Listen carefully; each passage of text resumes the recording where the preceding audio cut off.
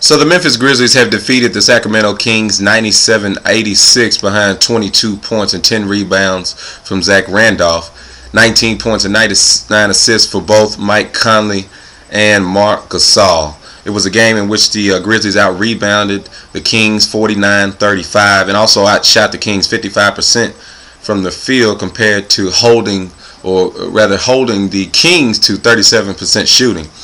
The Kings are led by DeMarcus Cousins, and he was effectively taken out of the game in the first half after receiving a plethora of moves from Zach Randolph. Cousins, who's averaging over 20 points and 10 rebounds on the season, finished with 9 points and 4 rebounds and was pretty much benched just for being abused by Randolph and Gasol and not giving a care. Zach Randolph was plus 18 on the game. Marc Gasol was plus 9. Conley plus 9. And 15. Tony Allen was plus 12. Allen finished 6 of 6 from the field to go with 2 steals.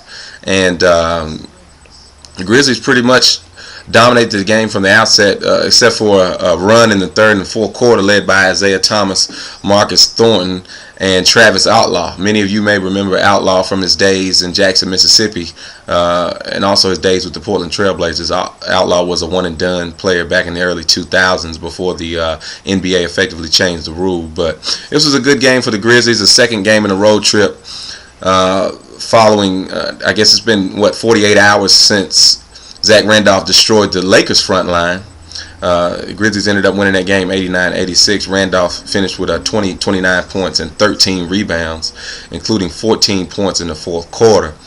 The Grizzlies have 2 games left on this road trip, so it's good for them to get off to a 2-0 start. Next up, they've got the Clippers. Lob City reloaded. They've reloaded this year. Gone is Grizz killer Eric Bledsoe. He's been moved and replaced with Darren Collison. Also, J.J. Redick has come in and really filled a void for the Clippers left behind by Caron Butler. And, of course, they still got fake Griffin. I'm not going to call him Blake Griffin because he definitely fakes when he plays the Grizzlies. I think, as many of you have seen over the years, he's pretty much been involved in a lot of wrestling matches and been choked by Zach Randolph on several occasions. And hopefully we'll see more of that. DeAndre Jordan is playing better this year, even though he still can't shoot free throws. Doc Rivers, the Clippers' new head coach, which is one of the best coaches money can buy, has really put some life into DeAndre Jordan. And, of course, they still have Chris Paul, who's a Grizz killer in his own right. Hopefully the Grizzlies come out tomorrow and put Tony Allen on CP3. If I was the coach, I would definitely go with that matchup as opposed to Conley because he has to expend too much energy chasing Paul around all those screens. Nonetheless, and then the Grizzlies will finish up that road trip on Wednesday the 20th in Golden State. The Grizzlies had the best game of the season at home 2 weeks ago, where Randolph once again dominated another front line. This time it was Andrew Bogut and David Lee to the tune of another 29-point, 12-rebound effort. Randolph in 5 Grizzlies wins this season. Remind you, the Grizzlies are 5-5, but in 5 Grizzlies wins, Randolph is averaging 20 points and 10 rebounds. So as has been in years past, even under former coach Lionel Hollins, the Grizzlies go as Zach Randolph goes. Many of you around the country know that, but Randolph had a chance to remind everyone on the West Coast, at least during these first 2 road trips, who he is. So this is the first of many Grizzly game recaps that will come from me. I'm Justice Bolden. You can find me on Twitter at Judge of Memphis, also on Instagram at Judge of Memphis. That's JUDGEMEMPHIS. That's Judge, or that's Judge of Memphis. So that's JUDGEOFMEMPHIS. This is the Judge of Memphis. I'm reporting live from Pasadena, California, where I currently reside. I'll be following the Grizzlies all across the country this season.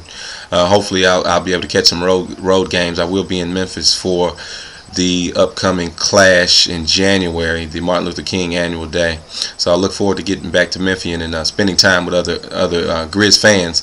Nonetheless, I did have an opportunity over this break to hang out with ESPN's J.A. Adonde, along with Grizz beat writer Ron Tillery. Mike Conley stopped by. We were at Yard House in L.A., which is outside of Staples Center. Staples Center was effectively shut down by the Grizzlies, so pretty much the only place to go was LA Live. I also had a chance to run into the Grizzlies CEO, Jason Levian. He's been I guess a source for criticism lately for his move in removing Lionel Hollins, but nonetheless I had a chance to bump into him. I asked him a quick question regarding Lionel Hollins, whether or not he was a jerk, and Levian had something interesting to say. He pointed to an issue that, or he asked, did I hear about the issue that John Hollinger, the Grizzlies vice president, had with Hollins during the practice? And if you haven't heard, this was where Hollinger apparently walked into a Grizzlies practice, and Lionel Hollins allegedly did not recognize Hollinger and asked him, what the H was he doing in the practice? Basically, get out. So that didn't go well. Besides Hollins' beer budget with the champagne taste, and that was following the trade of Rudy Gay on January 30th. Even though the Grizzlies bounced back to have their best season in franchise history, it was a stinging move for Hollins to see Rudy Gay go. And right now the Grizzlies are just trying to find themselves at 5-5 on the season. We'll check back following tomorrow night's game against the Clippers for more. But this was the first of many recaps from the Judge of Memphis, Justice Bolden. So remember, you saw it here first, ladies and gentlemen. Thank you.